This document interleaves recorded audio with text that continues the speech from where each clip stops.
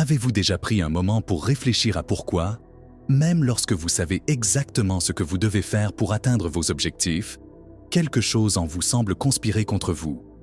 Peut-être avez-vous qualifié cela de paresse, de manque de concentration ou même d'échec personnel. Mais, et si tout cela n'était que la surface de quelque chose de bien plus profond, quelque chose que Carl Jung a décrit comme l'une des clés du véritable autoconnaissance? Aujourd'hui, nous allons révéler un secret que peu de gens comprennent. L'autosabotage n'est pas votre ennemi, mais un guide. C'est une expression des parties de nous qui n'ont pas encore été comprises, acceptées ou intégrées. Et en comprenant cette dynamique cachée, vous pouvez transformer ce qui vous freine en une force puissante pour la croissance. Restez avec moi jusqu'à la fin, car ce que je vais partager ici pourrait changer complètement la façon dont vous percevez vos luttes intérieures et vous aider à emprunter un chemin de guérison et d'accomplissement que peu osent explorer. Chers auditeurs, aujourd'hui, je veux parler d'un sujet qui touche la vie de pratiquement chacun d'entre nous, à un moment ou un autre, l'auto-sabotage. Cette force invisible qui semble surgir de nulle part pour nous empêcher d'atteindre nos rêves, même lorsque nous sommes si proches de les réaliser. Avez-vous déjà ressenti cela? Peut-être vous êtes-vous préparé pendant des mois pour une promotion au travail, mais, au moment décisif, vous avez procrastiné ou commis une erreur évitable. Ou peut-être êtes-vous tombé profondément amoureux. Mais, lorsque la relation a commencé à devenir sérieuse, vous avez reculé, créant des barrières là où il n'y en avait pas. L'autosabotage est l'une des expériences les plus frustrantes et énigmatiques de la condition humaine. Et pour explorer ce phénomène sous un angle profond et révélateur, je fais aujourd'hui appel à la sagesse de Carl Gustav Jung. Jung, comme beaucoup d'entre vous le savent, a été l'un des plus grands explorateurs de la psyché humaine, et il avait beaucoup à dire sur les forces inconscientes qui nous poussent à saboter notre propre progression. Mais le secret qu'il nous révèle sur l'autosabotage va bien au-delà de ce que nous avons l'habitude d'entendre. Et c'est exactement ce que nous allons découvrir ensemble. Pour Jung, l'autosabotage est intimement lié au concept de l'ombre. L'ombre est cette partie de nous-mêmes que nous réprimons ou nions. Les aspects de notre personnalité que nous jugeons inacceptables, indésirables ou même dangereux. Cela peut être un trait de caractère, comme la colère ou l'envie, ou une expérience douloureuse que nous préférons oublier. Ces parties ne disparaissent pas simplement parce que nous les ignorons. Elles restent dans l'inconscient, agissant de manière subversive, souvent contre nos propres intérêts. Lorsque nous parlons d'autosabotage, nous parlons précisément de cette action de l'ombre.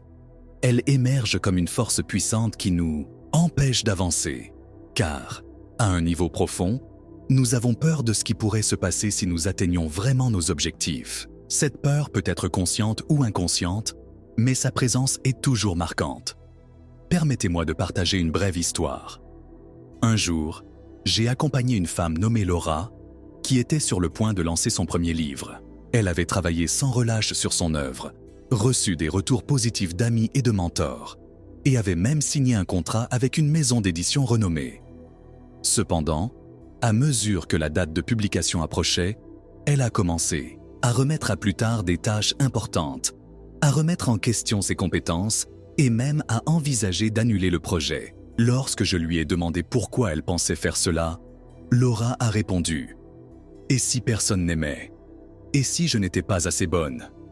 Cette réponse révèle exactement le mécanisme de l'ombre en action. Laura n'avait pas seulement peur d'échouer, elle avait peur du succès. Le succès signifiait exposition, jugement et la possibilité de confronter des parties d'elle-même qu'elle n'avait pas encore pleinement acceptées. Pour se protéger de ses vulnérabilités, son ombre l'a poussée à saboter ses propres efforts. Jung nous enseigne également que l'autosabotage est souvent lié à ce qu'il appelait le complexe d'infériorité. Ce complexe se forme lorsque nous internalisons des croyances limitantes à propos de nous-mêmes, généralement issues d'expériences de rejet, de critiques ou de comparaison pendant l'enfance. Ces croyances créent une narration interne selon laquelle nous ne sommes pas assez bons ou nous ne méritons pas le succès.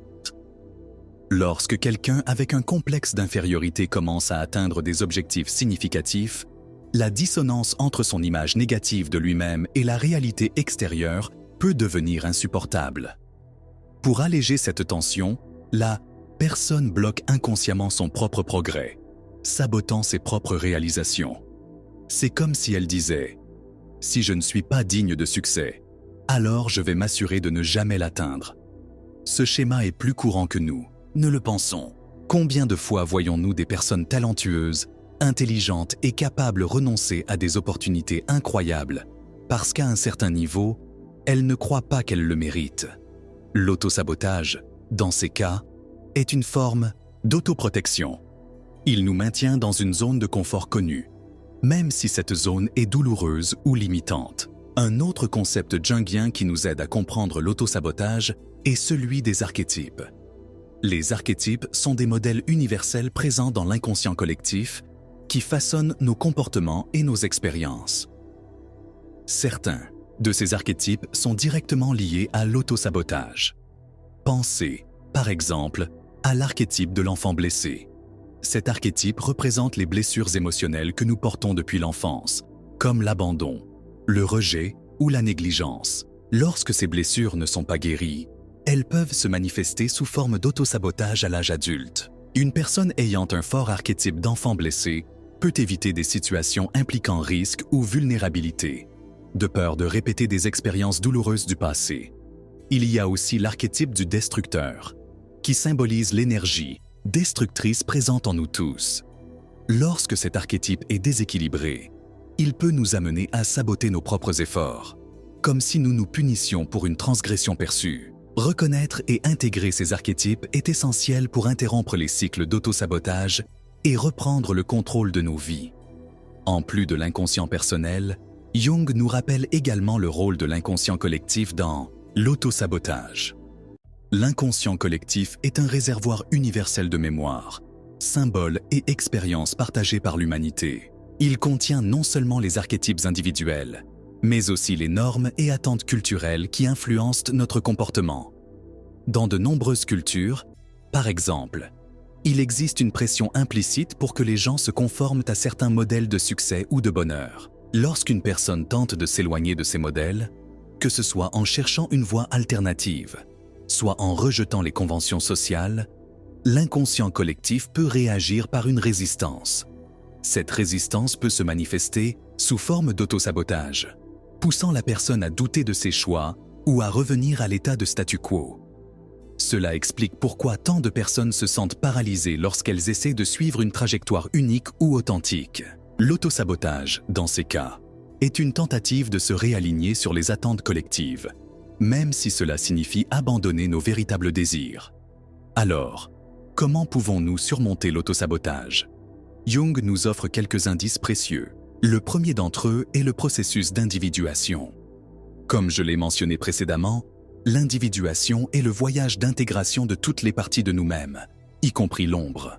En reconnaissant et en acceptant nos faiblesses, nos peurs et nos imperfections, nous commençons à dissiper le pouvoir qu'elles ont sur nous. Une pratique puissante pour cela est le dialogue avec l'ombre. Cela peut être fait par des exercices comme écrire des lettres à la partie de soi-même qui sabote ou imaginer des conversations avec elle. L'objectif n'est pas d'éliminer l'ombre, mais de la mettre en lumière, la transformant ainsi en une alliée plutôt qu'en une ennemie. Une autre stratégie importante est de cultiver la compassion envers soi-même. Souvent, l'autosabotage découle d'une critique intérieure excessive. Lorsque nous apprenons à nous traiter avec bienveillance et compréhension, nous réduisons le besoin de nous autopunir et ouvrons de l'espace pour la croissance. Enfin, il est essentiel de chercher un soutien extérieur. Bien que le voyage de l'individuation soit profondément personnel, il n'a pas besoin d'être solitaire. La thérapie, le mentorat et les communautés de soutien peuvent être des ressources précieuses pour nous aider à naviguer dans les labyrinthes de l'esprit. Chers auditeurs, l'autosabotage n'est pas un défaut ou une faiblesse. Il est une expression légitime de nos luttes intérieures. Un signe qu'il y a quelque chose en nous qui a besoin d'attention et de guérison. Plutôt que de nous culpabiliser pour nos faux pas, je vous invite à les regarder avec curiosité et compassion. Demandez-vous, Qu'est-ce que mon autosabotage essaie de me protéger? Quelles parties de moi doivent encore être reconnues et intégrées? Souvenez-vous, le chemin pour surmonter l'autosabotage n'est pas linéaire. Il y aura des moments de régression, mais aussi des moments de clarté et de transformation. Et, au final, vous découvrirez que ce qui semblait auparavant un obstacle peut devenir une source de force et de sagesse.